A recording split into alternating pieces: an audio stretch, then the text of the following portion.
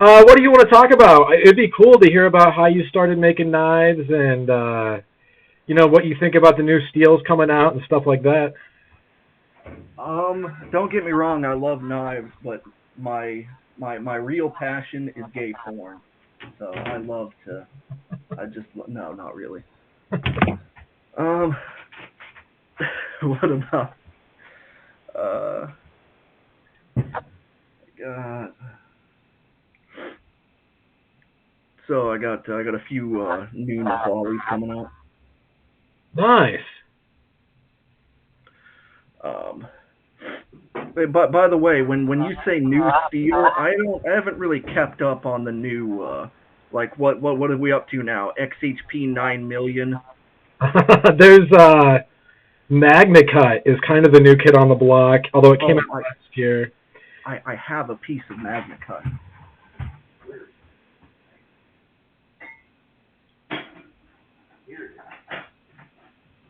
So I was actually working with another knife maker who I'm just gonna leave him unnamed. I'm not quite sure where we're sitting, but he sent me this. It's a little scalpel made of Magna Cut because we were discussing a few collaboration projects, and he has the facilities required to heat treat this stuff. Now, the issue with in my opinion with the crazy like the crazy new bullshit steels S30V ZDP 189, in order to properly heat treat this and get anywhere near what it's capable of out of it, you definitely need a computer controlled heat treat oven. You need a temperature controlled quench oven. Often you need liquid nitrogen for a cryo process after tempering or quenching. So it's a huge pain in the ass. And so this this one is 1080. This one is Magna Cut. Now there might be like a little bit this will probably hold an edge longer if you're peeling apples. But I believe that a dull knife is still a knife, but a broken knife is nothing. If you've ever had a knife break on you when you really wish it hadn't, you might appreciate the like old school carbon steels like 1080. They they have a lot more impact resistance. You know, like one of the first blade quality stainless steels, one of the first super steels was 440C. It's high carbon ball bearing steel. It's an incredibly tough material. But that's because all the elements that they put in stainless, manganese, cobalt, vanadium, chromium, this the extra elements that are put in stainless steel causes an oxide layer to form on the outside, and it doesn't rust because there's already oxide there, and you can't oxidize oxide. But if you introduce salt into the mix, you'll rust just about anything. But all the additional elements that are added to the steel in order to give you that stainless capability, it also makes the blade a little bit harder, you know, more rigid. The edge of a knife under a microscope, you can get it down to like less than a molecule of thickness. There's a tiny sliver, and it looks like a saw blade. So that's a I forget who I was talking to, but I was trying to popularize the idea that there's no such thing as a plain edge knife. They're all serrated. It just depends on the scale which you're dealing with. So a side effect of the first knife quality super stainless steels was that they did hold an edge longer. But if you were to make a knife this size out of 440C, you bang this on a rock in the cold or throw it on pavement, you will get a lot of chipping and breaking. And while I do believe that Crucible Powdered Metal and the other people who are making all these crazy, future super steels, I think they've made some serious progress in reducing the likelihood of fracture, but you can't get something for nothing. The harder a steel is, the better edge retention you will have, but the less impact resistance you will have. There's not really a way around that. So I'd much rather use a known carbon steel. This is 80 CRV. It's manufactured in one plant in Germany. It's consistent, and it won't break. So it's more important to me that I have a knife that won't break than a knife that won't go dull. So What do you think about 3V? I haven't used 3V a lot. 3V, if I recall, 3V, it's new crucible powdered metal. 3V is technically a carbon steel, isn't it? I think so, yeah. Because I don't particularly keep up with this. Like if someone made a steel that revolutionized exactly what the knife is, that would matter. But until someone comes out with something that's better at doing what 1095 does than 1095, which is very unlikely, this is probably I probably have some kind of personality flaw. I really I don't get along with the nerds. You know, you got a little folder and you're like, check it out, it's a carpenter. I could cut 1,000,000 boxes with this. I'm like, yeah, that's cool. I've studied knife fighting. I'm not into the into the nerd aspect of just how many apples you can skin with that knife. So I don't know. Along with the nerd culture comes a lot of old wives' tales and just a lot of stuff that I'm not crazy into, I guess. When you were making the thing, I ended up picking up a Bastinelli knockoff at somewhere, and I was kind of comparing it to this. I think that I like this a lot more because it doesn't, like, the Bastinelli one is long, and it makes it a lot harder to draw, like if you're in a car, and I'm assuming that would also be easier to knock out of your hand. When you were making this, I know that you were pulling from personal experience and whatnot, but can you walk us through what exactly you were looking for, how many iterations there were, stuff like that? Yeah, absolutely. Now I have I don't have a knife fighting school. Maybe someday, but it's the kind of how do I say this? You wouldn't, like, if you own a weld shop, you can wear a T-shirt that says J&D's Welding. It's not going to cause any problems. But if you were to walk around with a T-shirt that says Steel City Knife Fighting, it's just an invitation for jackass morons in tap out T-shirts to come up and start poking you. And I try to avoid that. But I do offer a few. I do give lessons to friends. But for the moment, I don't. Right. So what you were saying about the larger knives being easier to knock out of your hand, in my experience, almost every violent confrontation I've ever been in, the attack has started before you realize you are even in danger. Should someone approach you and pull out a knife and be like, let's do this, and you can take out yours and just square off. That's a very uncommon and unlikely situation. Again, this is a big knife. This is a trainer for the Cold Steel OSS, about 13, 14 inches long. This is a big knife, and if you could see your enemy coming, it's got some cool capability. But your ability to pull this thing out and use it when someone's on top of you, you're very unlikely to do that. This can easily be knocked out of your hand, and this guard here, it's good for protecting your fingers, but if someone grabs it and gets a hold of the guard, now you're wrestling over the knife. Yeah. So this ties into what I was saying about the steel. You don't get something for nothing. There is no perfect knife. There is no perfect steel. There is only an appropriate thing for that situation. So the principle behind the Fang was I actually have one over here. I'll show you. Where is it?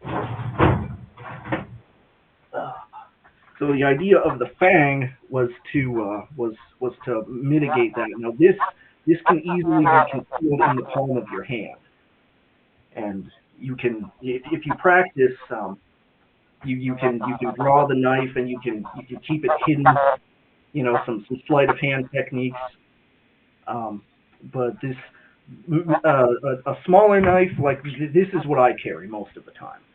This is a 3 3-inch blade kitchen knife. You could get this at Walmart for $5. Now, there was a guy on the James Keating Riddle of Steel DVD, I forget his name. They called him the master of knife disarms. You know, you come at him, he blocks, binds the arm, peels it out of your hand, and this guy's got like a million different knives. He's just coming in and he's taking away one by one. Disarms should be in your toolbox. They do work in certain situations. But if you think you're going to take a small knife like this from someone who's angry and a skilled striker, like you're just going to get cut up. So the size of I've really gained an appreciation for small knives throughout my life, and I think this is the Fang 1.0, and I actually have a 4.0, so I can show you some of the differences that have happened. This is officially the 4th iteration of the knife. This was the very first prototype that I made.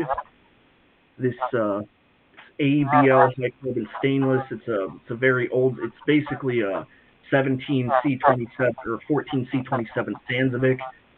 It's a good steel and it's been around for a long time. So that's the 1.0, and here is the 4.0. So the difference is I switched to 1080 for the steel, so it has less rust resistance, but a little bit better impact resistance. And the handle has been lengthened, as you can see. I did have a couple people, they're like, could you make it a tiny bit longer? I'm like, all right, you know what, fine. But the major difference in this knife is the full flat grind. And I did that to add a little bit more utilitarian capability to the knife. This is a saber grind right here, and this is the full flat grind. And to be honest, if like when I'm around the home, I find myself reaching for a knife like this. This is the knife that I use most often unless I'm cutting food. The hook shape is good for opening boxes, and it's very good for digging out splinters. If you know anyone who works with metal for a living, digging out bits of steel from your skin, that's a daily thing. So this is the 4th iteration of this knife, and there have been a few improvements made, and I think the 5.0 will be out soon, I believe. Kind of a political question, but having to do with knives. What do you think about Chinese knives? What do you think about people buying them? Do you really have an issue with it? I know some people do. I, for instance, don't buy Chinese knives. What are your thoughts on that? I'm going to go get some water. I'll be right back. Okay, sounds good.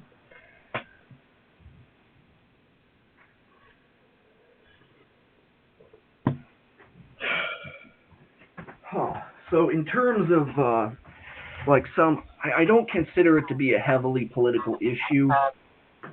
Like like my grandfather, he would rather pay $300 for an American wrench than $30 for a Chinese wrench. That's just how he was. And if everyone felt that way, you could probably make a difference. But I think we're far past the point where any individual effort made in terms of purchasing American goods will. I don't think there's anything that one person or even a lot of people could do to stop the parade of industry as it leaves the country, you know, funded by our politicians who don't really care about us. Yeah. But like this, I just bought these. These are made in Taiwan, so I don't have any issue with purchasing Chinese. You know, if the price is right and the quality is there, it's okay. But Cold Steel used to make their knives in Japan. There was a company, I think the guy, Hattori Hanzo, he made, actually, if I recall, Kill Bill stole that name. Yeah, I was just going to say. But this is the Taiwan. These are made in Japan. So both of these knives have the same handle material. You know, it's just a rubberized Grivery handle. But this one was about $200-300 10 years ago. They don't make these anymore, and this was about $65 today. Again, if you're looking at it from the surface, it would appear that you're getting the same thing for less money, but the attention to detail is not there. Both of these blades have been hollow ground, but this one will cut like a razor, whereas the edge on this one is like a hatchet. I'm probably going to work with someone else to have these grinds fixed. There is way too much meat behind the edge. So if you're comfortable with sacrificing the hit in quality to purchase Chinese, go ahead. But I mean, I make, like, the reason I have a job making custom knives is because there are people who care more about quality and attention to detail than the price. So I don't consider it a politicized issue. Buy whatever you want. Vote with your dollars. Very true. As far as knife companies, what companies are you watching? What's your favorite company? What are your thoughts on that as far as the industry goes? My thoughts on the industry at large are somewhat bleak. um, I like classic knives. You know, not necessarily even like classic, but find me a knife company that's making something today that doesn't look like a high tech alien dick.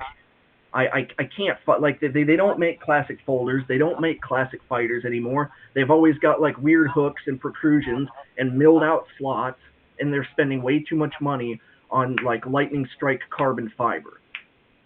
And also, I believe that there's I'm not going to name any names, but there are many companies that spend more time worrying about the steel that their knives are made of than the actual quality of the knife itself. Like you could take a Magna Cut knife and grind it poorly and put a terrible edge on it. You've still got a Magna Cut knife, but it's not going to cut very well. Whereas you can take, really cheap carbon steel and grind it correctly, and you will have a very functional knife. So there aren't many new companies that I follow. I still like Spyderco. Spyderco was one of my favorite knife companies always. K-Bar, they made one knife. It's more or less the only knife they do. Yeah. They have a few others, but they're nothing to write home about. So I guess Spyderco and Benchmade. Like I pay attention to what Spyderco and Benchmade put out, and I pay attention to Blade Runners because I like butterfly knives. I have for a long time, but there aren't a lot of companies that I follow religiously. I spend a lot more time looking for vintage, like old folders from the 90s and early 2000s than I do looking at new stuff. But Spyderco they've always delivered. Like they make knives in Taiwan, China, Japan, the United States. They're all great. I've yet to come across a Spyderco that had any quality issues whatsoever. And this is probably the most important thing. Their knives are ground and sharpened correctly. The edge geometry is actually there, and that is important. Do you know, or do you know anything about Greg Medford Knife and Tool at all? Yes, I do. I don't know them personally, but I'm familiar. Like the Medford Praetorian, they started as a small custom shop some time ago, and now it's like full blown mid tech stuff. In fact, if I recall, I believe there are a few like cheaper versions of their knives being made overseas, possibly. Or someone's just doing a really good knockoff. It happens. They're knockoffs. He's real mad about it. He's a he's a former Marine, so I kind of like him. He intentionally leans into being not PC. He made kind of a racist jokey T-shirt for something. I don't know if it was SHOT Show or what it was, or Blade Show. And people were pretty mad about that. He'll do, he goes on, he does his own thing, man, and he says things that are maybe not what I would say, but he also has like a following that is pretty rabid, and basically I think would back him no matter what. I'm not really sure what to think of him. I would like to speak to him at some point, but he's busy. I mean, he's a busy man. Have you handled any of the Medford? I have not. I don't believe so. I've been to many like knife and gun shows, but when I've also forgotten more experiences than most people will ever know. So I believe I've seen Medfords up close. I might have even handled one, but there's nothing wrong with Medford knives. If someone gave me one, I'd love to use it and keep it, but it's one of like, for instance, would I rather have a Medford or a Sabenza or a Strider? There are so many knives in that category. And speaking of people who you might be a fan of who are very offensive, I have a Robert Dalton is probably hands down my favorite mid tech maker, and he got himself into some, I wouldn't even say trouble. I'll just say a bunch of people got pissed off because of his particular political leanings. His website back in the day was epic. Like it was fucking beautiful. What do you think about PC culture in the knife world? Or do you find the whole thing a little bit silly? What do you think about that?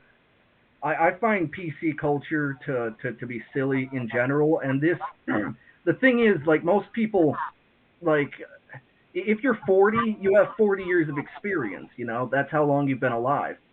Most people, when they vote or have a political argument, they don't stop to consider the fact that this idea of dividing people into political groups, this is hands down the absolute favorite strategy by people who are unspeakably wealthy, to divide those who, if they were to just work together, would easily win. I agree with you. Even in America, this has been, like, what are we going on, almost 300 years now of this same bullshit. Yep. So the left right political dichotomy, this has existed for a very long time. Like, this, those are those are two polar opposite personality types. You know, the people who want forced equality and the people who say, you know what, do the work, what you get is what you get. They're, they don't mix. It's like oil and water. But I was born in 1990. So I remember what it was like when I was young. Like, there weren't fist fights in the street when, you know, it was when Clinton was running on his first term. You know, you're a Democrat, I'm a Republican. Let's agree to disagree. But they've so my it's not. I know many conservatives. I don't consider myself. I definitely don't consider myself a political conservative for reasons that I'll get into. But it's not that conservatives absolutely hate liberals. It's it's the PC culture has gone too far. They've made far too aggressive inroads into stripping away the First Amendment. Like, it's not okay. PC culture needs to die. And actually, there's a rule. Someone was talking about political culture on the internet, and what they said, what they noticed, is that any space where people can gather, if it's an unmoderated space and no one is policing speech, they instantly default to being more of a libertarian right-wing server. Whereas the second you give people the ability and the authority to curate speech, it goes from a libertarian right-wing thing to kind of a whiny, like, left-wing thing. So I'm not a fan of the PC culture. Like, if you let's say you're in Texas, you got some really, like, left leaning views. Nothing's stopping you from, like, moving out into the wilderness and starting an anarcho communist commune. No one's stopping you from doing that. But I you shouldn't be forcing people what to say. This is ridiculous. I agree with you. As far as other stuff in the, I'll ask. I just want to see if you know of things, and then we can talk about them if you do. You ever heard of Jack Wolf Knives? Jack Wolf? No. Who's Jack Wolf? Oh, it's. I actually like the guy who runs it. I make spoof videos about the brand. The last one, I pretended he sent me a butt plug, and then I set up some Jack. He's actually a pretty good sport about it. You've heard about Great Eastern Cutlery, probably, right?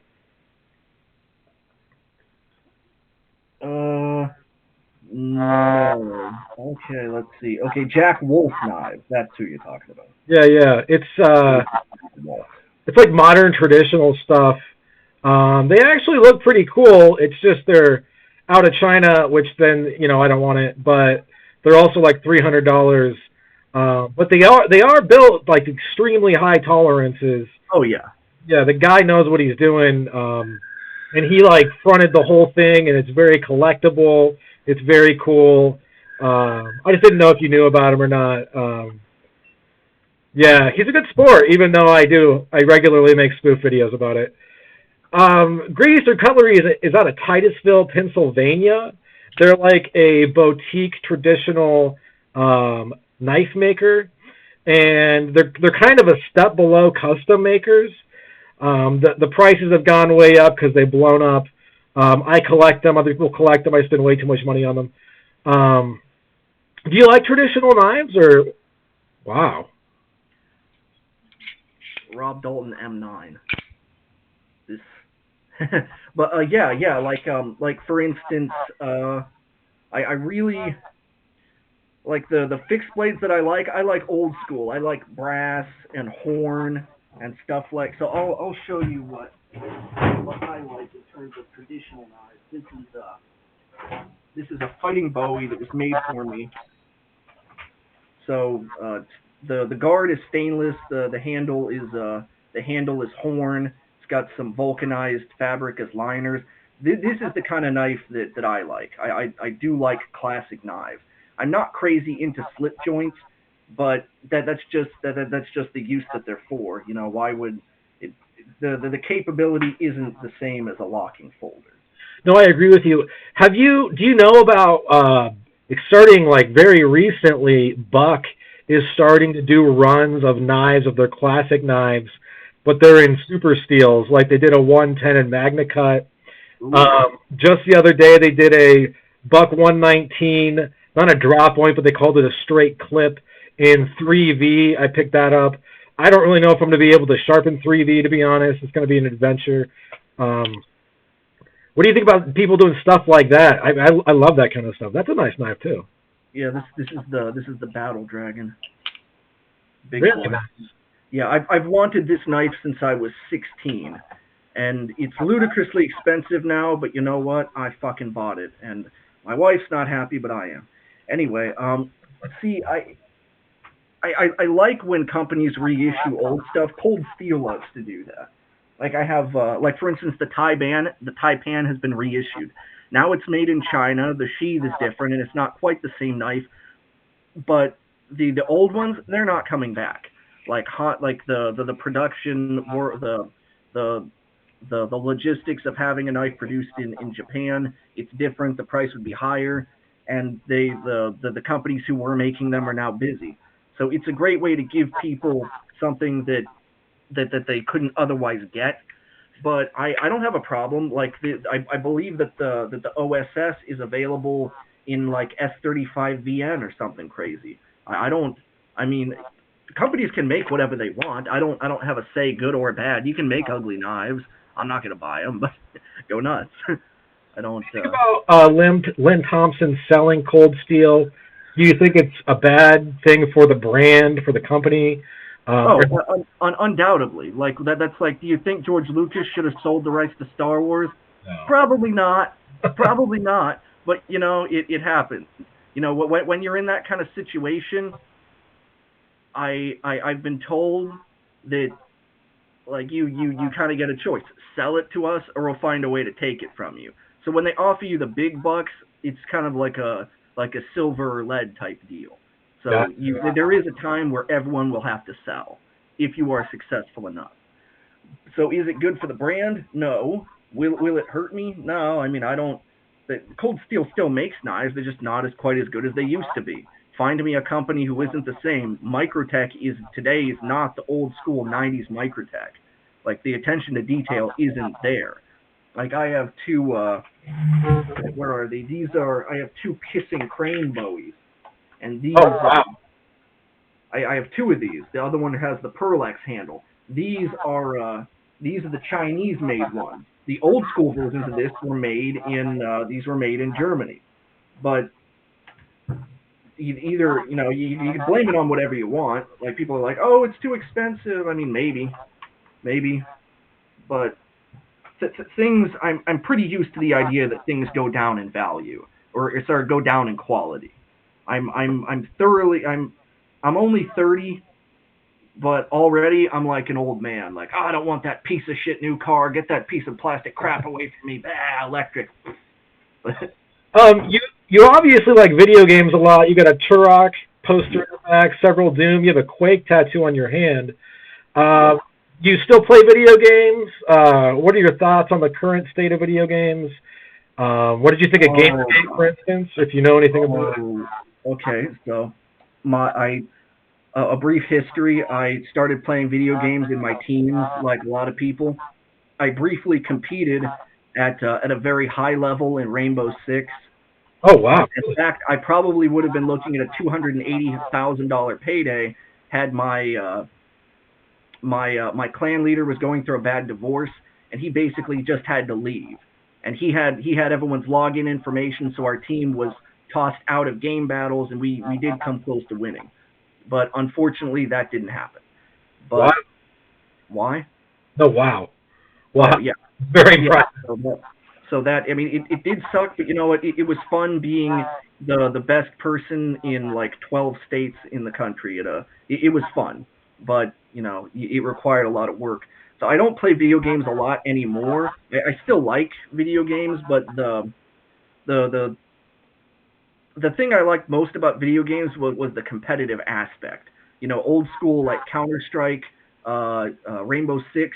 You have feet and you have a gun. So in order for you to win, you must actually either outsmart, outmaneuver, or outshoot your enemy.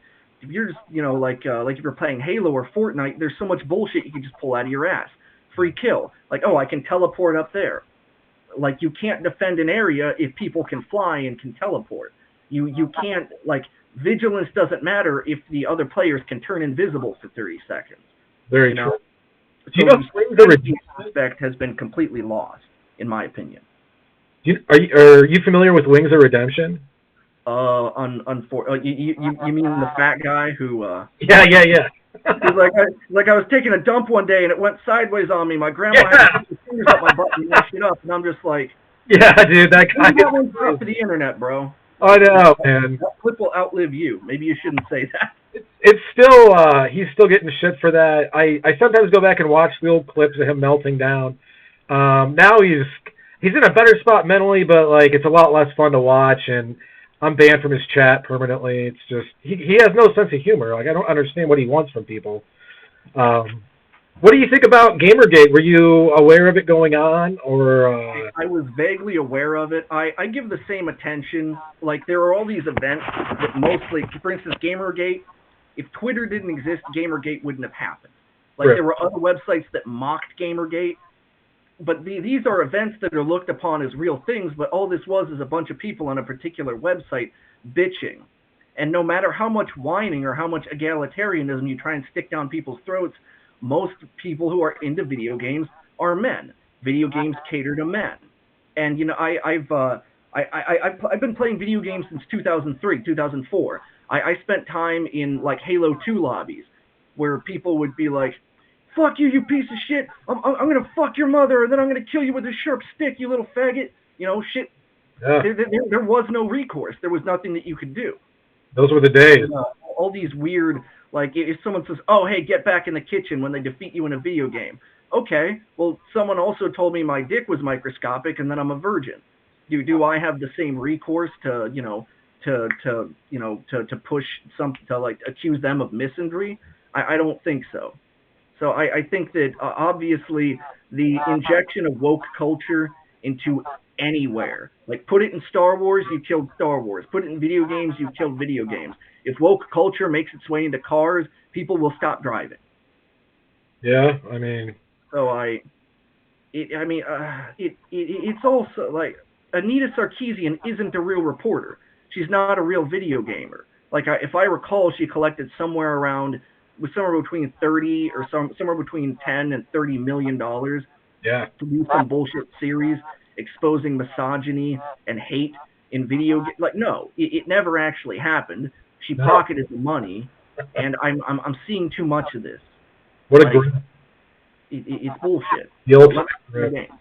What do you think about the proliferation of MMA and how I just feel like the fighting sports have drifted into like kind of pretending that knives don't exist or that weapons don't exist. I mean, I like some of it. Like some of it is okay to watch, but I mean, boxing has kind of died, and now it's I mean, some of it is cool. I'm not gonna lie, but a lot of it I'm just not that into. So I have some.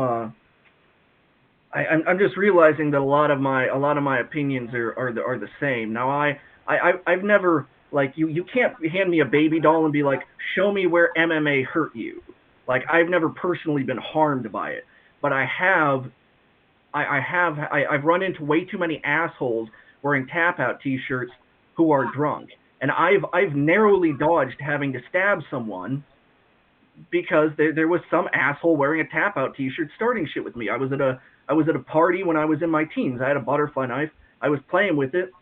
Someone walks up behind me and he, just Joe Blow dick fuck with a tap out. He's like, "Well, that's cool. I could take that from you and kill you with it. Come on, try it." And I'm just like, "Dude, go away. I'm not going to prison, and no one has to die here. But stop." But that's you can't blame that on MMA. That's just a symptom of stupid people being exposed to something they don't understand. Now, I actually have a collection. I'm working on a collection of obituaries and magazine articles discussing people who fight for a living, like jiu-jitsu, taekwondo, MMA, people who fight for a living, who have been stabbed to death by random crackheads wielding knives. The myth of unarmed knife defense, it's kind of a dangerous thing. And this ties into what I was saying about disarms. It's great to have in your toolbox, but if a crazy person comes up to you and starts stabbing you, that's like being prepared to defend against someone shooting at you without a gun. In order for you to match the lethal capability of a gun, you need a gun. And in order for you to stand a good chance of defeating the lethal capability of a knife, you need a knife. So, I mean, MMA is a sport, right? Like, for eye gouges, knee stomps, groin shots, like clavicle grabs, like all of these are valid street fighting techniques. If it hurts you and can defeat your enemy, it's a valid technique. But you can't put that in a competition. Make eye gouges legal in MMA. 2 weeks later, no one's gonna have any fucking eyes left. Very true. So now MMA is a good sport. Like, someone who studies MMA will be far more prepared for violence than someone who doesn't. Just like someone who studies fencing will be far more prepared for a knife fight than someone who doesn't. But we shouldn't be misconstruing sports with actual real life application. It's not the same thing. Anything else you want to touch on before we wrap it up? Anything on your mind to do with knives or not to do with knives? Yeah, hang on.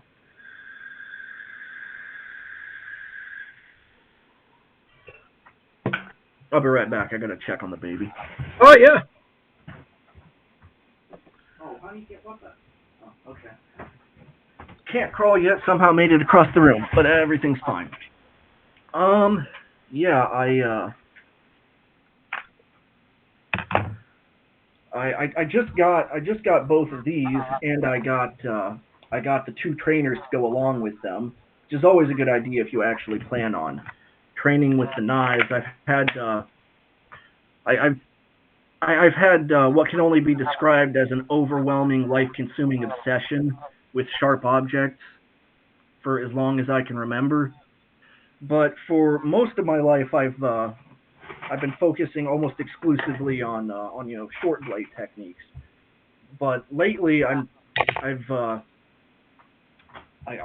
couldn't say I got bored with it, but I've found a new hobby, and that's dual long blade training with one knife in each hand. Okay. Which, I don't know. It's slowly consuming my life, but yeah, this I got, again, what we were talking about Chinese. I got both trainers and two fixed blades for $130 on Amazon. Wow. So you can go for Chinese. Chinese is great. These knives work. But I'm a perfectionist, so both of these will be sent out to have a friend of mine. He does really good regrinds. I don't. I suppose I could do it myself, but there are some things like I could change the oil on my car, or I could have someone else. Sometimes it's just better to have someone else do it. But both of these will have the. These are a really shallow hollow grind, and the edge geometry is terrible. It's like a hatchet behind the edge, if you can see the thickness. So Yeah. both of these are going out to have this flat ground and remove some of that meat behind the edge. But I don't know. That's kind of. I have a few friends that do that. Like, if you ever bought a factory knife knowing that you won't be happy with it and intending to send it out to be customized? Yeah, I mean, I have. Anything else? Um. Well, okay. So I guess the news as far as Steel City Cutlery goes. Whenever the weather warms up, I'll have a lot more cast knuckles available. Oh, nice. And I have 10 normal Nahualis that will be done soon. And for anyone who watches this, these are two alternative blade Nahualis. These are available right now. Very cool. So those I don't oh I've started doing some G10 stuff. Oh, neat. This is DeLorean grade G10, but the pins are vintage butterscotch micarta. Kind of Okay. a cool color scheme there. But I also there was a Tenebrous Concept. He was a thing a while ago. No, I'm not familiar. He was he wasn't the biggest name in non-metallic shivs, but he was very good and he sold a lot. And we actually did a few collaboration projects, but he kind of disappeared off the face of the earth about a year and 4 months ago. I haven't heard from him. Pretty sure he's still alive. I think he just got busy with work. But I've been working on the G10 stuff lately. So if you're looking for a metallic shiv, let me know.